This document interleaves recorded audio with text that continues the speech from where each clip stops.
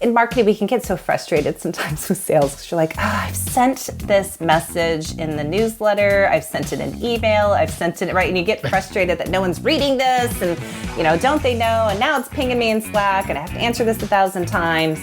But if you are trying to have empathy, when you listen to the day of a sales rep, right? They've got numbers to hit, and really the only thing they truly have, control, is how they choose to spend their time. And you think about all the different, right? If they're outbounding, if they're closing deals, if they're handling customer conflict, right? If they're, all these different parts, they have to be pretty ruthless with their calendar. Welcome to How I Made It in Marketing from Marketing Sherpa. We scour pitches from hundreds of creative leaders and uncover specific examples. Not just trending ideas or buzzword-laden schmaltz. Real-world examples to help you transform yourself as a marketer. Now, here's your host, the Senior Director of Content and Marketing at Marketing Sherpa, Daniel Burstein, to tell you about today's guest. Okay, let me try my best Alec Baldwin impression for just a minute. These are the Glengarry leads, and to you, they're gold, and you don't get them. Why? Because to give them to you would be throwing them away. Ooh, harsh. Working in marketing, it's all too easy to blame the sales team when things aren't going well, right? We're sending you all these great leads.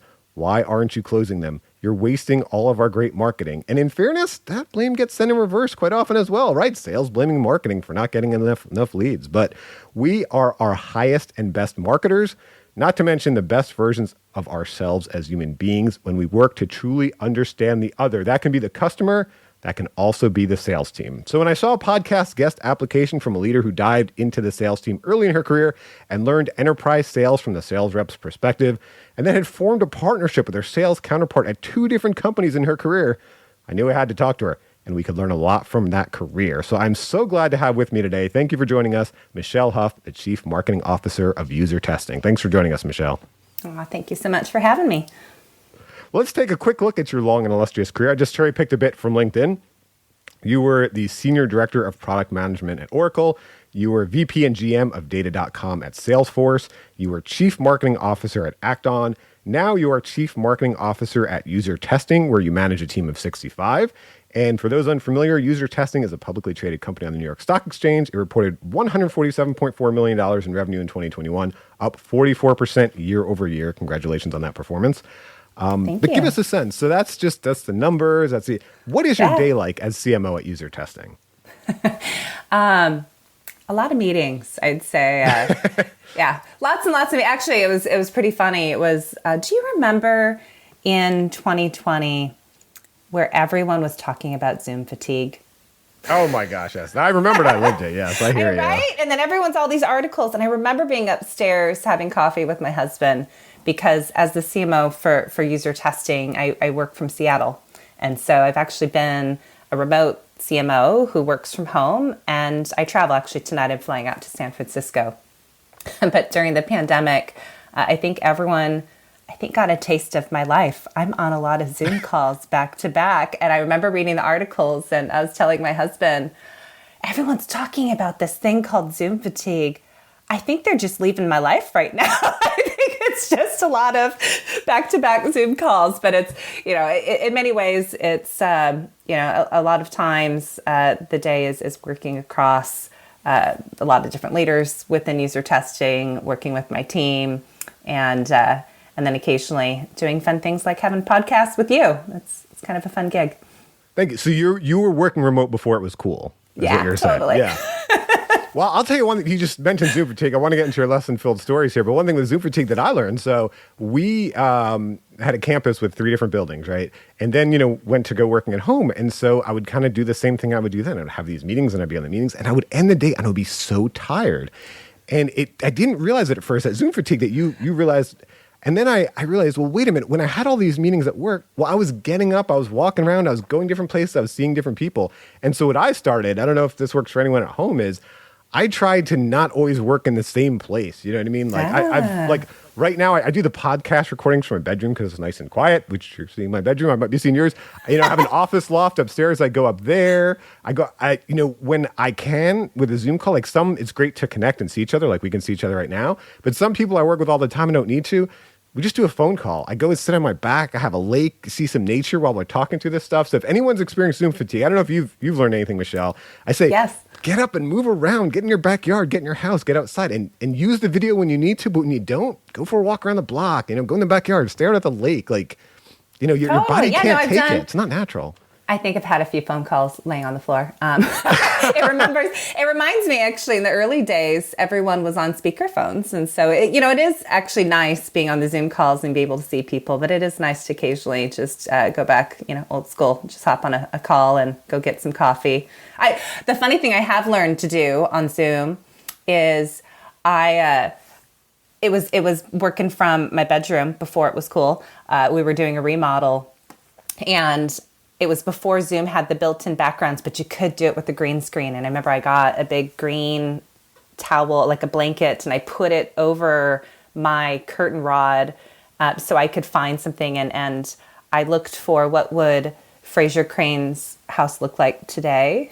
Believe it or not, there's a blog where someone curated all these photos. And so I have a few different ones I rotate through, but one of them, it's always sunny. And I learned being in Seattle, it's not always sunny, but if my background has all the sunshine, it's almost like faux vitamin D for me. It's a way for me to actually think it's sunshiny outside. That's nice. I want to find Seinfeld's apartment as my background now and use that. Now you can do that. But, well, it's funny. Yeah, it used to be speakerphones. In the mid-2000s, I worked remotely, and it was only speakerphones. You didn't have the video. And Totally. So the funny thing I would do is, I don't know if you did this, I would picture how my team looked, because I met the team on speakerphone before I ever met them in person. I'd picture in my head how they looked, and then I would meet them at a conference or something and be like, no, that's not how you look. Totally. Oh, yeah. There's so many people I thought they looked so different. You would always hear people's voices, and you would be able to pick them out pretty quickly. But yeah, you could probably be in a plane next to someone and not even know who they were. That is the upside of today. Okay, well, let's jump in to all these lessons from your career. It's really fascinating stuff. Let's start out. You mentioned obstacles or opportunities if you choose to view them as opportunities. So how did you learn this lesson in your career, Michelle? Yeah, so we chatted. It's interesting being in technology for as long as I have. I started in the late 90s. And it was at the very early days of building websites and web applications. And so highly engineered, focused. And, when you would sell technology, you went to trade shows. So I'm in my early 20s, going to a lot of trade shows. And, it was, I remember during those days, it was always, they had this concept of booth bunnies. Which were attractive women that they'd put at the booth. And that's like the lure to get people to stop by and say hi. And I just always remember feeling a little caught off guard when people would walk up and ask me point blank if I'm a booth bunny. I remember having people, and I was doing the demos. So I'd be the one on stage doing demos. And then I was a product marketer at the time. Actually, it was technical marketing at the time. And I also helped kind of build the website. And so it was just hard having people walk up and make certain assumptions about you. And they'd ask, hey, can I speak to someone that knows actually about the product? And I was like, oh, yeah, you can speak with me in product marketing. And they said, no, actually, could I speak to, maybe I could speak to a guy that knows this. And I just remember getting so just, frustrated. But, like in some sense, I think that what I've learned over the years is you can really see things multiple ways, and oftentimes it's really about you, it's them and how they, their background perspectives, and that's not really a reflection on me. And so I always, thought about it as an opportunity to prove people wrong, I guess. And so you can look at it different ways. I think for me, I always wanted to make sure I was never stereotyped a certain way. So I would try to answer a lot of the technical questions on the board and really make sure that I wasn't just someone who didn't know what I was talking about as a marketer, if that makes sense. Like I really wanted to make sure I understood and wasn't pigeonholed into that way. Yeah, absolutely. And now you mentioned, I think you tried to mentor other women that are coming up. And I wonder, what's your biggest tip or whatever? Maybe it's different for everyone that you give to women when you're mentoring them coming up. Because it's funny, when you told this story originally, I was thinking back to, when I went to, technology conferences around the same time, and obviously I'm a man, I didn't see things through your eyes. But one thing that stood out to me, and I even noticed it as a man, is usually when you go to an event, the women's restroom has a long line, right? And the men's doesn't. At events in the real natural world. And that was the only place I noticed when you go to technology conferences, software conferences, enterprise technology, the men's restroom had a really long line and the women's restroom had a short line. And that even dawned on me at the time. I was like, wow, there's really a big gender gap here. So I wonder, totally. Like it was interesting because, and then you factor in enterprise sales, because if you actually look in enterprise sales roles, a lot of those roles were men as well. And so I remember growing in my career and not being always the one at the trade show anymore and leading teams. And I remember this day, we were all at a restaurant and we were sitting around, I think, with several teams, a lot of leaders in the organization. And someone said, Michelle, is it kind of weird that you're the only woman in the room right now? Like, does that feel awkward to you? And I remember pausing and looking around. And I told him, to be honest, like, until you just said that, I'm so used to this that I don't think I processed that data point. To be honest, I think if I sat and it was all women in the room, that would that would really catch me off guard because I wasn't so used to it. So, I think growing the career in that, I mean, now it's so different. It's so nice at UserTesting where I actually have a few other women in the C-level. We have people on the board and it's changed quite a bit from the beginning. But I remember, looking around and having conversations with other leaders, and they all had stay-at-home wives. And I was like, oh, crap, I don't have a stay-at-home wife. I don't know how I'm going to do this, right? And so remember I called my mom and tried to figure things out that way. But, in many ways, I think sometimes when I do mentor and talk to other people, what's hard is you feel like you need it's a lot easier when you have other people who've carved a path before you and you can kind of emulate and learn from their experiences. And when it's you carving your own unique path, you have this, you have to look to what I've learned is people always ask this question of me if there's one role model or one. And I don't think I've ever had the one. I think what I've always done is looked at a lot of people and tried to pick the things from different leaders, from men versus women, for, people carving their own path and trying to pick the best of to help carve my own. That is the greatest way to do it. I love that, looking at the multiple people, because what tends to happen, I think, when we're younger in our career, and I've noticed this in, we have a lot of speakers and do speaker training, and our founder, Flint McLaughlin, is a very good speaker. And so when some younger speakers were coming up, it's like, okay, they would try to emulate Flint. So then they would do impressions of him or impersonations. You know what I mean? Yeah. And it's like... Yeah.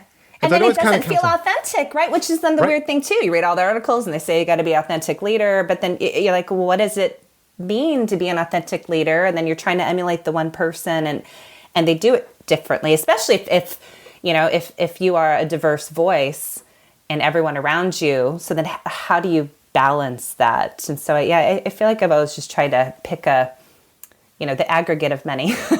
Yeah, because there's different ways to be good and successful. So there's different ways to be a good, successful tech CMO. There's different ways to be a good and successful speaker. So I would say, you've got to find your voice and your way of doing it. Because I was doing I can't do that. I'd be doing a brand impression of it. I've got to do my version of it. So it sounds like you found the same lessons. You're doing your version of it, right? Yes. I love you do you.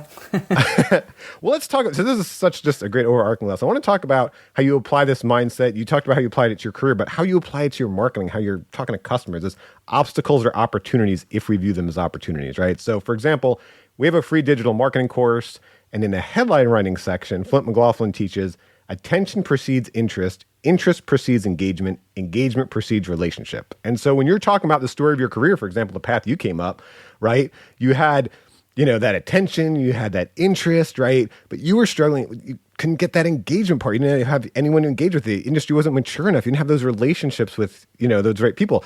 So I wonder, having lived that, now that you're, we talked about in your career side, but now with customers, how do you get them from that attention to interest to engagement to relationship? How do you build that relationship with them? Since, the greatest thing we can do in life is struggle through it ourselves, so we can kind of figure out how to do that. Definitely. Well, I mean, that is ultimately what we're trying to do as marketers, right? You're trying to to position things, phrase things, say things in a way that resonates with someone else. And you're trying to help remove friction, right? Because you're trying to help drive behavior, whether trying to get them to engage, trying to get them to become a customer, stay a customer. I would say in the early days, being at those trade shows, I know some people think that they can be burdens, but what I loved about them is you got the real-time feedback on the pitch, right? Because you'd get the person walking up to the booth and, you get that stare at the sign and they're like, what is this? What do you do? Who are you? Right? And that's the moment, if you think digitally, that's kind of what happens when they come to your website, right? It's the, who is this? What are you? What do you do? And you have to translate that high level pitch in different ways. And it's hard to get the feedback now through all these different areas. But I loved being with real people because you'd start your little pitch and they'd show you all the cues verbally, right? Or just visually. They'd tilt their head a little bit to the left and they're realizing like maybe they're not following along. And so you know how to pivot and maybe explain a little more or less. And I loved learning it that way. Then you'd get immediately that follow-up question. I don't think I need that right now, or I don't understand. And so I think you were constantly learning how to adjust what you're saying in real time. And I think that what's hard in marketing is over time, right? Sales becomes the ones who are having those one-on-one live conversations, and marketing's the one that's doing it at scale. And at scale means over time, you're thinking of groups of people and personas of people, and you look at the large aggregates of data, and you really lose touch with the actual people. And so I've always, early in my career, strive to be on sales calls, to listen in, to hear how people said it, to get my own reactions. I love doing the industry analyst conversations because you're getting a chance to tell your story and see if it resonates. And what I've been trying to do at UserTesting, especially with the marketing organization, is really help people understand our customers as people, right? Mm-hmm. The actual personas and who they are. And because it is B2B, right, it's not just who they individually are, but understanding their role. Like, what is their role? What's that role set up to do? How does it work with other departments? Who leads those roles, and what's their goal? Like, how do they move to their next kind of careers? And so we have what's called empathy hours in Marketing All Hands, where every month I normally play videos of different buyers, and we'll just listen to them, and then we pause, and you'll see people in Zoom calling out interesting perspectives or thoughts while the person's talking. We also do a lot of using our platform where we basically you show things. For example, like we have one of the gals who's in content marketing, and she writes white papers. And the other month, she's like, I just came up with a new way to write white papers, and I'm never going to do it differently again, is she writes the outline, and then she gets feedback in the platform from the target audience on the outline. And she just gets them to skim it and give feedback on what resonates, what topics would they drill into, are there things that, are interesting or not. And it's interesting the feedback you get because they start using words that resonate with them. They translate it almost real time, right? That section.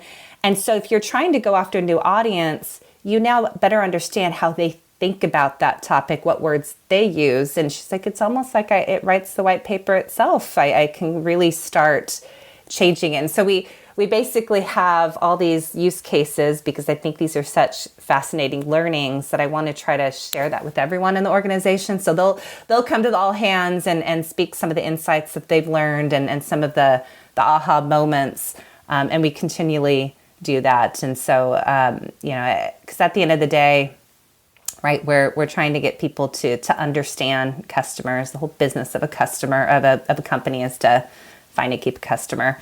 And so, we spend so many dollars in marketing, and we test everything, I feel like, live after it's created. We do it with our budgets, and I think it's so important to really start getting that feedback earlier and earlier. I think this ties well into your next lesson. You say utilize customer empathy when trying to involve the customer in marketing efforts. And you talked about, you create an empathy map. So you want to kind of explain to us what is an empathy map? How do you create it? Yeah. I think this is, for me, I first learned about empathy maps here at UserTesting. And so it's a whole concept that came out of the user experience side of the house. And so user experience are people trying to design applications, websites, and thinking about the user in mind. And in marketing land, we've always kind of created personas, and empathy maps are basically a way to think about how people think versus feel versus say versus do. And so I think it's important to have personas, but I think an empathy map, if you layer it on top, it really starts getting you to think about them and their behaviors differently versus an aggregate, right? I think it's so tempting sometimes in personas where you describe them all, and you could be like, they tend to be, have 2.5 children, and, they're more of this characterization of a role, for example. We're going after security professionals, and you've kind of described the role, but you don't really know how they think, how they feel, what they say, what they do. And so what we did with the empathy maps is you can have people building them, but for one of my annual planning, we actually used it as an activity to break out into different teams. And so we took our 4 different audiences and had the empathy map, and people went through and actually had some interviews with customers and watched some videos of different buyers, and then took out little little clips of moments that helped articulate how these people think about their role, how do they feel when this happens. And so then we showcased it in the all hands so that people just got a different experience. Oh, great. So the empathy map, is this like, okay, here's what this person's day's like? Because here's one thing I noticed, we've created a tool to help with this, is, so when I would, I started as an advertising copywriter. And so let's say, I'd create a TV spot or a video or something like that. So I'm sitting there, I'm watching it. You're in an editing suite. It's beautiful. They got catered lunch, a leather chair, perfect speakers, this beautiful screen, you know what I mean? And you like attuned to every detail.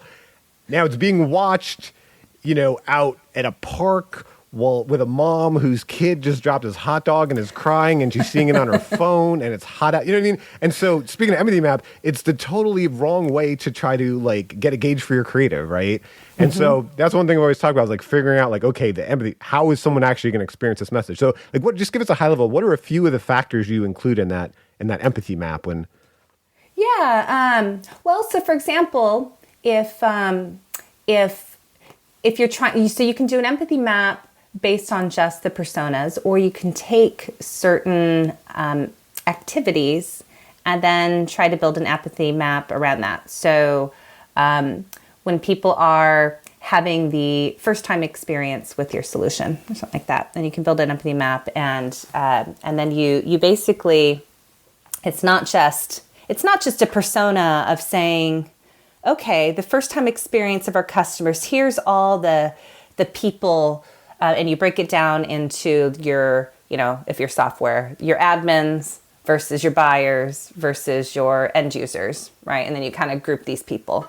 An empathy map would say, okay, the first time experience, and you would ask questions to figure out, okay, well, what are these people actually thinking the first time experience ought to be, right? Are there expectations that they have of what this first time experience of user test needs to be? How do they feel, right? Do they before and after, do they feel like it actually helped, meet those expectations or not, right? And then what do they say versus what they do? So, sometimes if you ask people what they're going to do versus actually watch just what they do, it's very different, and you get different insights. And so, with our solution, or you can do it with other ways just by interviewing.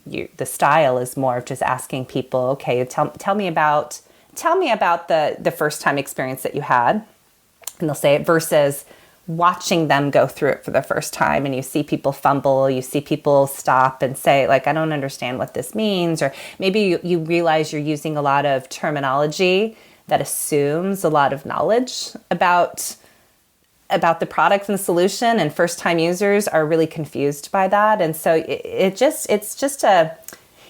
helps bring that moment and these people to life, I think, a lot more. And I think the goal also, you're trying to problem solve and fix it, but I think the more that you can empathize with the people yourselves, the more that you can make different decisions as you're building content experiences, you name it. Yeah, and that terminology is huge. As a writer, I see that all the time. That's why when you mentioned before about showing an outline and getting the actual words they use, I mean, using those right words can make all the difference. But I want to ask you also about empathy. When we talk about empathy, a lot of companies, for them, they're using it for segmentation, for personalization. So I wonder if you have examples of that, because when I wrote recent case studies on empathy and marketing, for example, I did a piece on Bank of America. And for them, empathy really comes down to personalization, right? Yes, they want the empathy, but what are they going to use it for? Personalization. You're going into the mobile app, or you're calling the customer care center. You're having that right experience for you, right? And so I wonder for you, as a B2B organization, you mentioned there's all these different kind of levels probably you're talking to in the organization, different roles. Once you get this empathy map, once you get this understanding, so how does that affect what you're actually doing with your marketing, with your messaging, with your go-to-market plan? Yeah, I mean, I think for me, like if you, there's so many decisions that marketers make, and there's no realistic way that we're going to stop at every single decision point and get feedback on it, right? And so you need to have grounding in the people you are talking about and to and building things for. And so for me, the empathy maps, these exercises, all these things are trying to help build a culture where, number one, people are curious, because you can be in a marketing land where you're so focused on executing and hitting targets that you don't always stop and think about the message. And you pick your head up and yeah, right. And it's kind of amazing how many things you can do at scale and quickly, and be so far off on the message and not actually make an impact, right? And so, I think it's important to be curious. It's important to focus on the message and the story that you're telling. And I think in order to do that, there might be moments and points that you're deliberately getting feedback on something, but other times, I think the more that you can relate, the more that you understand, the more that you know from the get-go, the more that you can use that as the foundation to build, if that makes sense. And so, we've done it at different times too, where we've done things for empathy just maybe for the sake of empathy to help frame out. So for example, in 2020, when the pandemic first hit, there was a lot of people who were our users who were getting furloughed. And we didn't have a furlough going on in our organization. And things were going well. I mean, it was hard, but things were going well. And so we actually spent some time, getting feedback for people and playing it and all hands for people to really understand what others were truly good. Because you can write social media posts, you can be creating promos, and you're just framing it all in your mental state and not where other people are at. And you can make silly decisions. And so, we actually, during one, we were releasing something that I think it was our CX industry study, and it was at a point in time well before everything hit. And so we actually wrote a foreword, and we had people react to it because we were trying to hit the right tone, because it was hard to know. Everyone was so at a different spot mentally through all of it. And so and you always have that moment in marketing where you're about to send the email, you're about to post it, you're about to go big with something, and you're worried. You're just like, are you just off in are you in the ivory tower someplace? And so just having people be able to react to it, and then we play it for everyone, so we're all on the same page.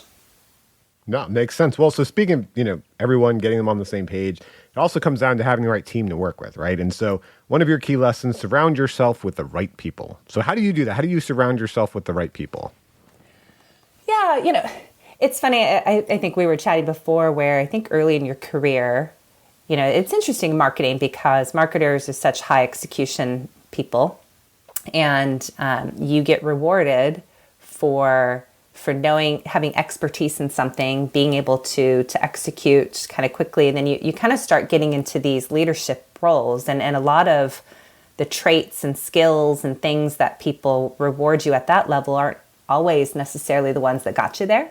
Mm-hmm. And, and you can kind of be trapped in this mindset where you feel like you have to be the expert, right? If you're the boss, you're the expert. You have to know it all. And I think you really have to flip it around. I think people learn to burn out. That's where the imposter syndrome and all that stuff comes from, because if you think about what higher up means, is usually you keep getting more things added to your plate, right? Like, oh, this is really good. You take on this role, and then at some point you get high enough that there's no way that you've done every single role, right? You can't be, the CEO is not an expert at and hasn't had every single function.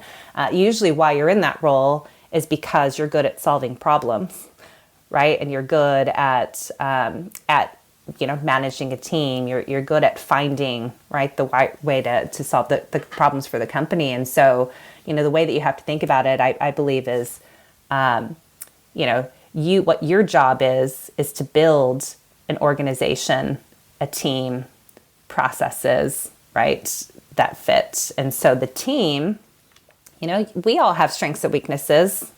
You want to find people who balance that out.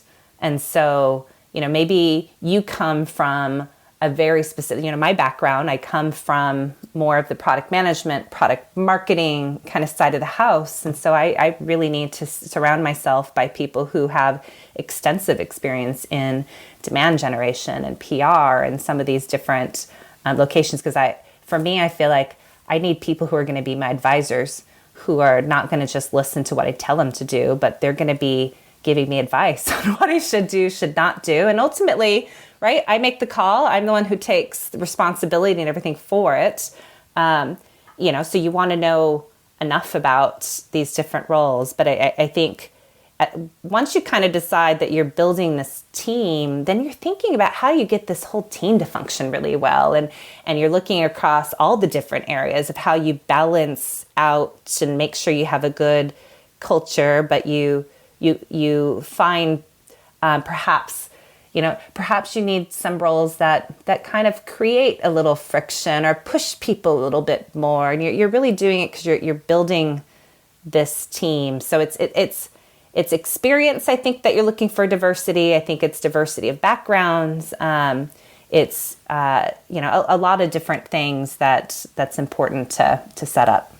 Yeah, and then for lack of a better word, but how do you get people to disagree? How do you find people who will disagree? How do you get people to disagree? Because, I've been in those conference rooms, and the uncomfortable thing is we're all this team rallying behind it, and it's so awkward to be that voice that says, but what about this? Or what, I wrote this article I called it Disagreeing Agreeably. And there's this great quote from General Patton. He says, if everybody's thinking alike, somebody isn't thinking. I'm sure everyone's heard that quote, right? But it's so true. If everybody's thinking alike, somebody isn't thinking. So what has been your experience? How do you get those people? How do you foster that culture?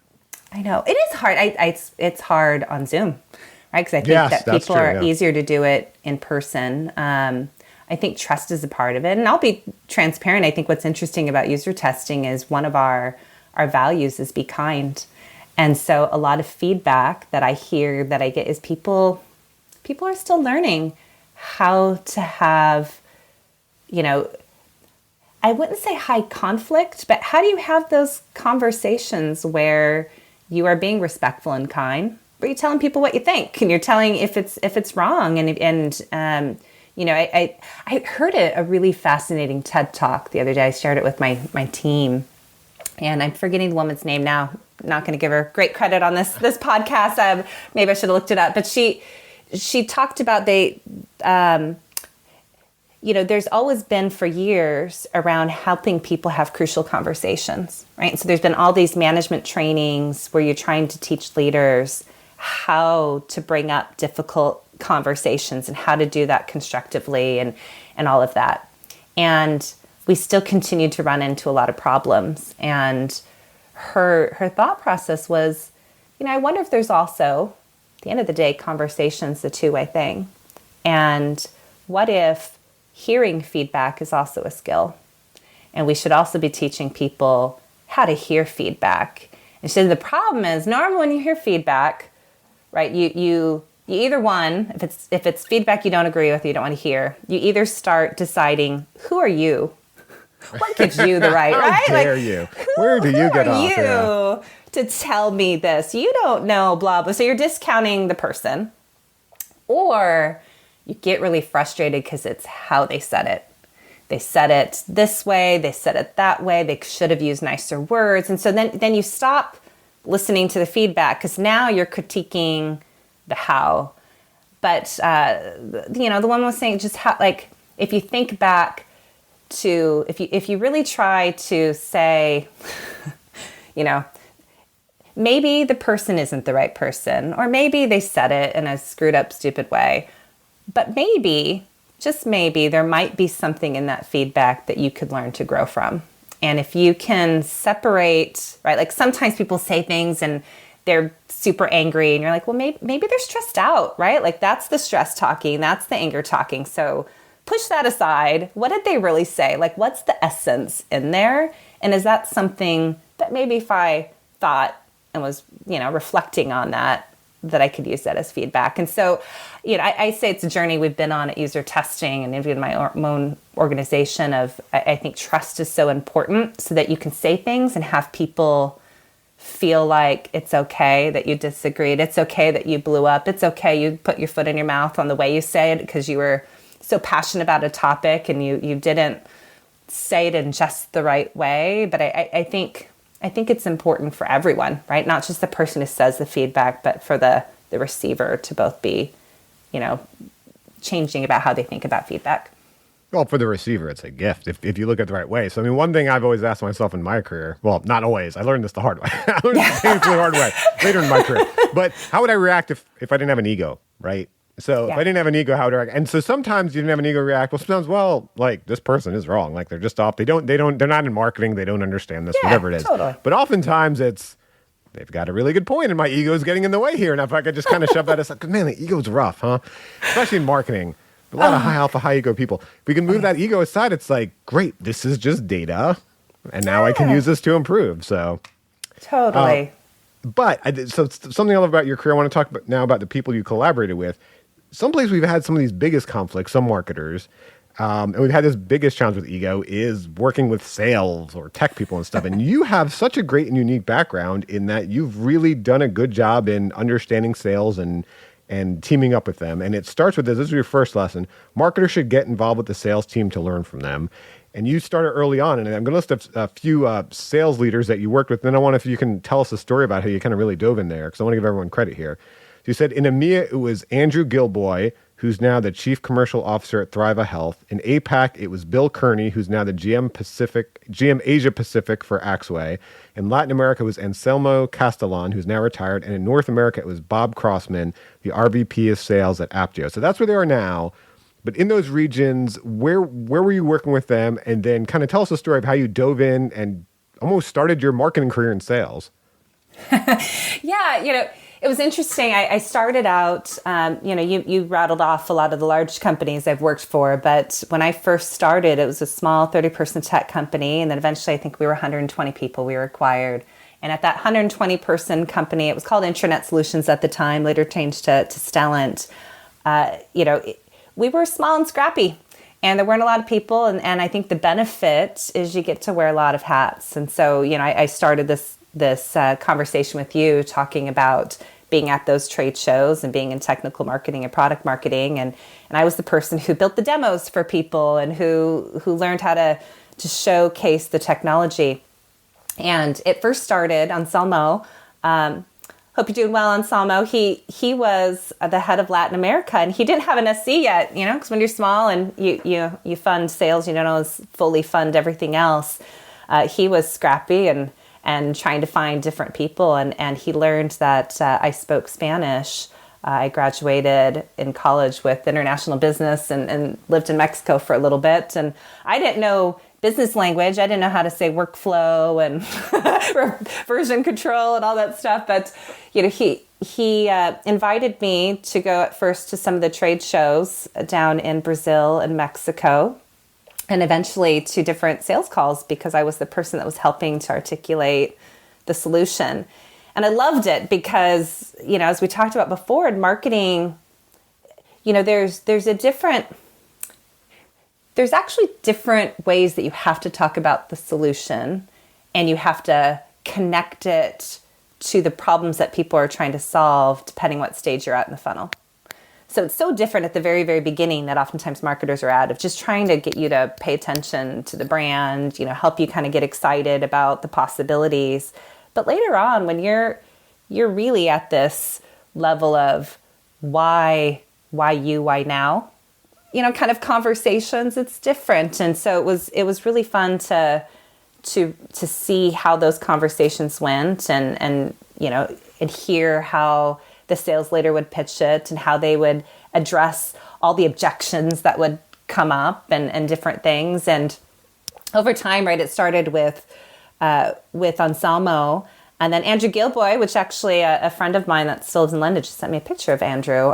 They got together for a happy hour. And he was actually in EMEA. And he also would have me come out and speak at for certain customer calls. And I would occasionally do the sales training as well. I think I mentioned in the story that I distinctly remember one of the days, and we were launching a new offering, and it had gotten the most press attention that we had ever had, I feel like, at the company for a new kind of product launch. It was, people were so excited about it. It was right up there on the trends and stuff that the market was going in. And so you can, in marketing, get all these atta girls around like, oh, this is so exciting. And I remember I went out and I was explaining everything to the sales team. I remember the feeling in the room when we started talking about the packaging and how we were just including it with the license. And there was this moment where suddenly no one was really paying attention anymore, right? Because I think at the end of the day, I think what was great is Andrew and I had a good enough relationship where later on he was like, well, you just made it so that there's not a lot of incentive for them to care. There was nothing new. They all got excited because this was going to be something new to talk about. And so, it really helped me better understand, because I'd be going all these trips. I'm a very curious person. So I was always asking, like, what's your, when you're head of sales, like, what's your job? Like, how do you think about your team? And what are these different moments? And you hear about these stories. And from that one, it's especially in enterprise sales, you have in one part, you're speaking to the market, you're speaking to prospects and customers, but in the other part, you're trying to motivate and have your message make sense to the people who are going to be speaking on your behalf directly to the customers. And you need them to be bought in, them excited. And it just really helped me understand how they think, what motivates them, what gets them excited. And so you do always have to change how you position things within companies. And so, Bill Kearney was great. He would always, he was really good of helping me understand the difference between Asia Pacific markets and how he thinks about managing. For them, they've got that huge diversity of countries, regions, locations, and and Bob Crossman was for North America, and so I went on several calls with them as well. But I don't know if they all knew it, but being in my 20s, I found it really impactful to really have that level of close-up interactions with sales. I think it really helped me understand, I think, the art of being persuasive and selling and articulating a solution better. Well, and I assume, too, empathy, like we talk about empathy for the sales team. So, if anyone is in marketing that haven't had a chance to work in sales, highly encouraged. Try to be. I never had that opportunity, but I did work in sales enablement. And so I would work with the Win-Loss Center, and I would do a lot of case studies, interview a lot of sales reps. And the thing that really struck me, and which really helped when I got into marketing, is the variability of the sales force, right? So, I was working directly with like the SVPs and stuff of sales. And so these were brilliant people, great salespeople. They understood the technology inside of all of these things. And there were some super high-performing sales reps. But on any sales team, there's, a rate of turnover. There's new people. There's either new people from other organizations or new people fresh out of college or all these things. And so to understand like I think the benefit we have in marketing is our message can be so consistent because we're controlling the channels where it comes out of. And then you have to realize with sales, there's going to be such a variability of where the message is coming out and how they're dealing with that message. And that is something that I hadn't really thought of before until I kind of lived it and worked with all these different sales reps. Oh, totally. Right. And there's also, it's funny. There's also this interesting balance too, where, in marketing, we can get so frustrated sometimes with sales because you're like, I've sent this message in the newsletter. I've sent it in email. I've sent it, right? And you get frustrated that no one's reading this and, don't they know? And now it's pinging me in Slack and I have to answer this 1,000 times. But if you are trying to have empathy, when you listen to the day of a sales rep, right? They've got numbers to hit, and really the only thing they truly have like control, like is how they choose to spend their time. And you think about all the different, right? If they're outbounding, if they're closing deals, if they're handling customer conflict, right? If they're like all these different parts, they have to be pretty ruthless with their calendar. And there could be different fires and if you make it really hard for them to find this information, right? Like you're potentially making it harder. Like they have to choose between, do I build pipeline today or do I go look up this information? And we all have things to balance. But I think if you're not really thinking about what their job is like, you miss some of those different nuances. Yeah, to that end, one quick thing I learned, we were doing an email newsletter. We was working with a very big tech company, and we were doing an email newsletter and the typical email through Lotus Notes and through all the, on websites. And this is when podcasting was just starting. Apple iTunes didn't even have podcasting. It was just starting. And so we had this idea of taking these case studies and we were doing and doing them in podcast form. And so sales reps would even download these onto CDs back then. This was pretty early. And the upside was, to your point, we found a way to reach into a time, because their time was so important to them, a time when, they're traveling all the time. So it was like, this is a downtime where they don't have to actively go through and read this newsletter, or actively go to Lotus Notes, or sign into the intranet. They could use this downtime of traveling, which they actually have so much of, to get enabled and to learn about these things and stuff. So, but again, that's where that empathy and living their life really helps to understand them, Totally. So the other way I think empathy came in, this is something I really struggled with when I got into the, because I started in B2C, and then getting into like B2B tech it's really complex. And so it's the technology part of it and really understanding these things. And you have the advice to learn about how your product really works, teach someone else. You learned this from Brian Huff, who is your husband, but he was originally a software developer and then ran his own software consulting business for over a decade. And so what did you learn? How did you learn this from Brian, and how did it help you get a better understanding of the technology that you're ultimately selling? Yeah, so learned a lot from hubby. So, we actually met years ago. We worked together for a little while, and I had a demo I was trying to build, and I hit a wall with the developers that all worked in the Seattle location, and I needed to go to headquarters to go figure it out, because it was these two technologies talking to each other. And I thought, I'm just going to go to headquarters. I'm going to go down to the first floor where all the consultants and engineers and support are all there, and I'm going to walk the halls and get someone to help me with my demo. I remember walking, I eventually met Brian, and we became friends later on, but he, and then over time I became friends with a lot of the engineers, and it really helped me, again, better understand their roles and what their job is.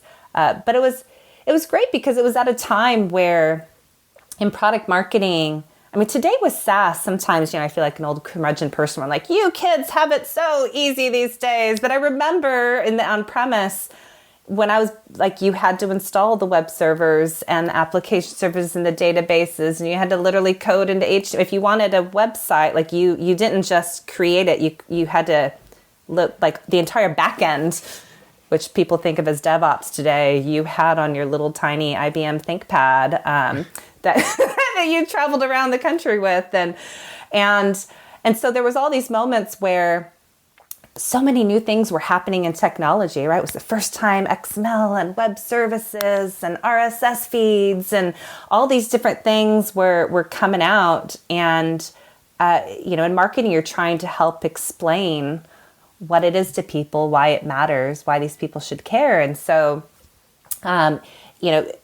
he really did help me better understand everything about technology, how it worked, web applications. It was great because what I really admire about him is he's this avid learner. So while he was an engineer, his degree was actually in physics. And then he got a master's in civil engineering and then became an engineer, right? So it's obviously a man of different backgrounds, but his, idol or someone he mentor, someone he really looked up to is Richard Feynman, who's a physicist. And if you look up Richard Feynman, you will see he has these quotes that say, you don't really understand something unless you can teach it to someone else at a high school level, was kind of his thought. And right, because it's a little bit easier if you talk to someone who's been in your world, like you and I are talking about marketing, right? It's easier than trying to explain marketing to someone who's not in that world. And so, I really took a lot of that to heart. And what I would tend to do is we always had these weekly sales trainings. And so I would intentionally sign up to train the team on something that I knew full well that I had no idea what it was about. But I thought it was a really good forcing function because I thought it was important for everyone to know it.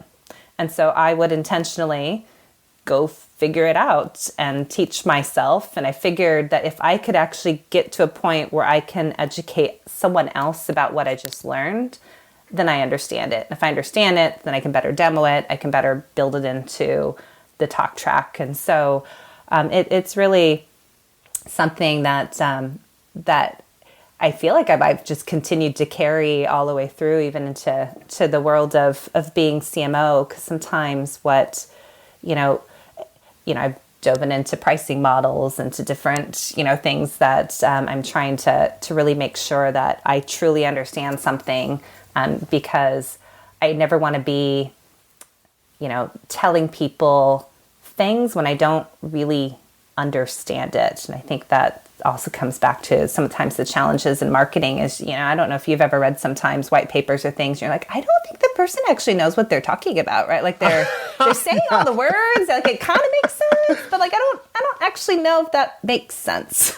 That is such a great point. So when it comes to writing, I've sometimes we'll get questions from people who aren't native English speakers, and they're like, oh, but I want to be a copywriter and stuff.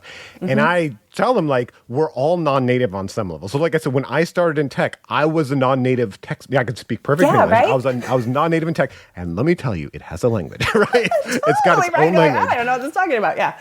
And so I had to become fluent in tech, because the other thing is, too, you would get on a call with someone, right? And so if I was writing case studies, so I was working in sales enablement at the time, I'm writing case studies of wins and losses and stuff so we can learn from them. And I would get on a call with a sales rep, and I would either win or lose that sales rep's respect, because as you said, they've got limited time and they are not going to waste a minute of it.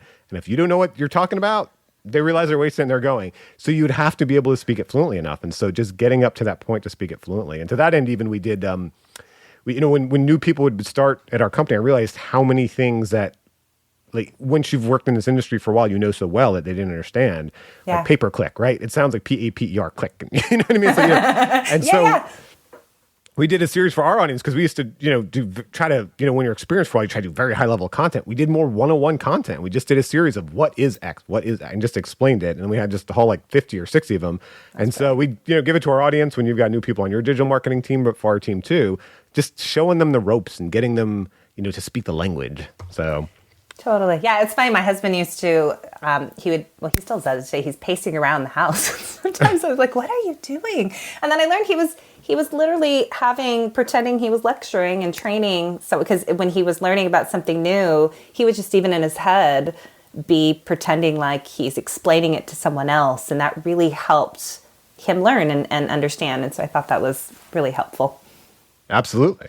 So let's talk about one last great example of working with sales. You say, become a true partner with your sales counterpart. And you learn this by working with UserTesting's Chief Revenue Officer, David Satterwhite. And this is not the first time you've worked with David, right? This relationship is a multi-company relationship, right? Yeah. We worked together at the company before at Acton.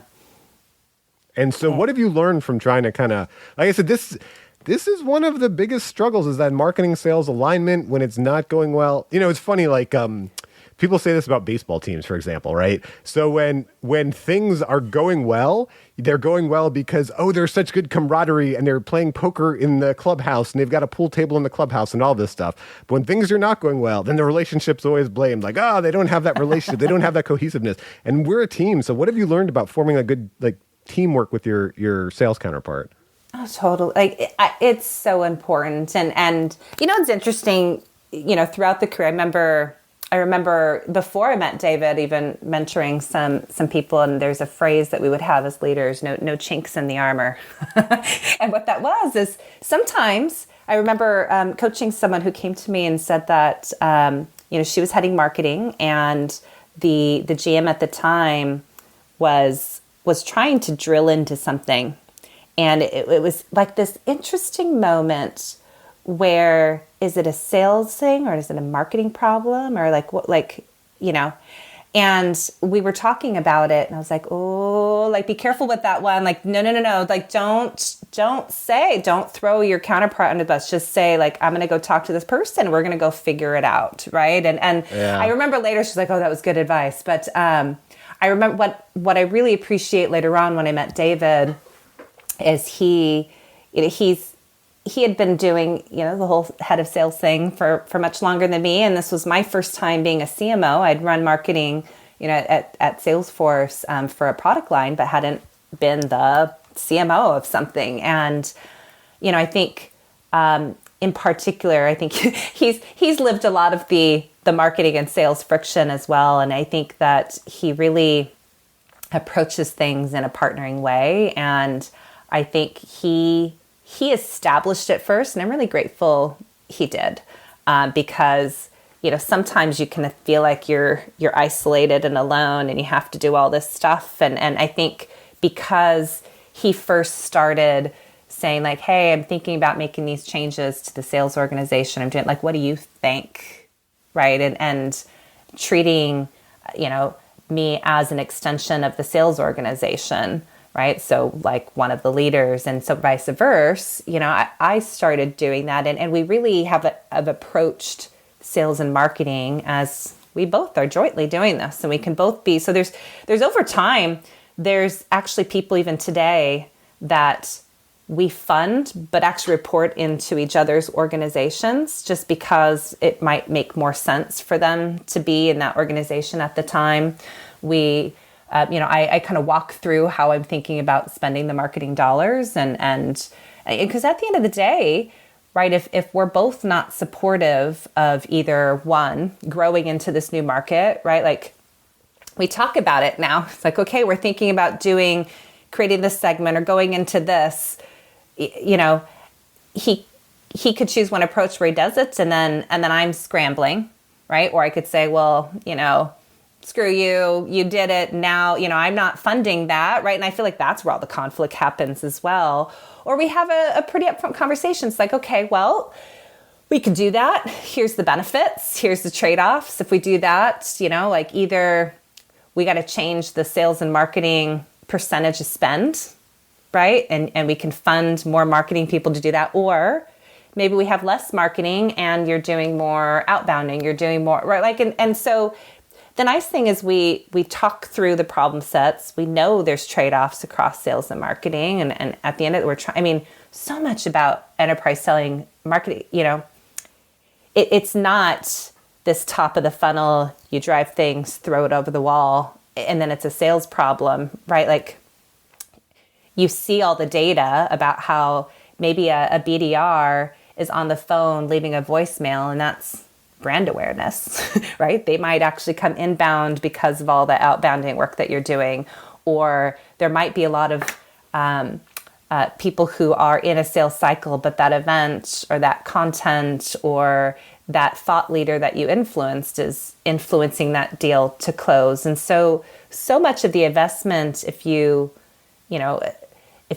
if you have a sales leader that appreciates the marketing that's required, it does really make things a lot easier. But we definitely take an approach of, if we have issues, if we see conflict for example, of different team members, we'll actually call each other first and talk about how we both want to handle it. And sometimes we'll say, hey, like, it might make sense for you to call that person directly, or, I'll have a conversation with them, or, we really just try to make sure that we're resolving issues. If we have disagreements, yell at each other in private, but come to some conclusion at the end, because I think ultimately it gets really, really hard for the rest of the organization. Like, we might think that we've got a little tiff and it's okay, but the whole organization starts to struggle. So we really try to get aligned. They feel it. Well, I wonder, have you been able to expand this to CFO, CTO, CIO, whoever, When I interviewed Kristen Russell, the Chief Marketing Officer of Simpler, on the How I Made It Marketing podcast, she talked about how they live by Patrick Lencioni's, first team mindset, where your executive team is your first team, prioritized over your org or your division. There's no turf warfare. This is our first team, this group. So have you been able to expand it to that set? I mean, that's marketers struggle with CFOs, CIOs, CTOs. It's obviously not just with their sales counterpart. Yeah. No, I mean, I think the whole no chinks in the armor thing, I think, applies for definitely like the C-suite in general. And so, it is, we do, the nice thing, I think, from a finance standpoint is we talk through, like the trade-offs, we talk through budgets. I think sometimes, if things are happening, you say, hey, got a few minutes, and you give them a phone call and you kind of chat through it. I think in particular, everything on the customer success side as well, when you're in SaaS, is very much similar to the sales and marketing relationship too. And then definitely with product and engineering. So, I think it's so important to be building those relationships, having that same level of trust across everyone. Probably maybe the unique difference, especially when you're in a public company, at the end of the day, how you're measured is your CAC, your sales and marketing spend is considered $1 amount, right? And so in that sense, there's a temptation that, if you're needing to fund something, that you can just say, like, well, screw the other organization because I want to hire, I want more marketing spend. And, and obviously that means there's less in sales. Like we're interlinked in maybe a different way than some of the other teams. But yeah, I wholeheartedly agree. You really need to be driving that level of conversation and trust across everyone in the C-suite. Oh, Michelle, we talked about so many different things that it means to be a marketer, whether it's customer empathy, whether it's learning so we can teach others, whether it's playing nicely with sales. But if you had to break it down, what would you say? What are the key qualities of an effective marketer? It's so fascinating to me. I don't think there is just one key quality of a marketer, right? Like, I've met so many in the past where they come from very data-driven, right, marketers, or very creative brand marketers, or really strong on messaging, right? And so I don't think personally it's a skill set that's the hard, like the experience level of marketing. But I think, what you are doing is, I think it's the leadership skills. And so I think it's a lot of the soft skills. If the thing about marketing is, can you get companies, people motivated, excited, aligned? How do you handle conflict? How do you build teams? I think all those things are incredibly important and powerful for a head of marketing. That makes sense. Well, thank you so much for your time today, Michelle. I learned a lot. Loved being on. Thanks for the conversation. Absolutely. And thanks to everyone for listening. Thank you for joining us for How I Made It in Marketing with Daniel Burstein. Now that you've gotten inspiration for transforming yourself as a marketer, get some ideas for your next marketing campaign from Marketing Sherpa's extensive library of free case studies at marketingsherpa.com. That's marketingsherpa.com.